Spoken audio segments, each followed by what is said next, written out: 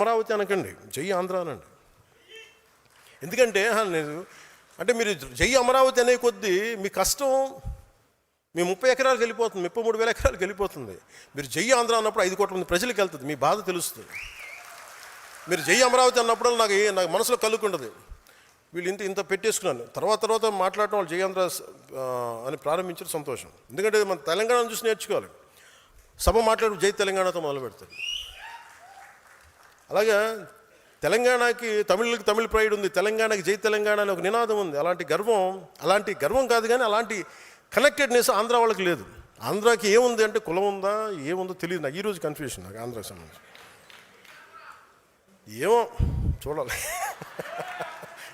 So అంటే 11 సీట్లకి పరిమితమైన వాళ్ళు కూడా మన మీద సెటైర్లు వేస్తారా? నేను ఎక్కువ మాట్లాడిన వాళ్ళ గురించి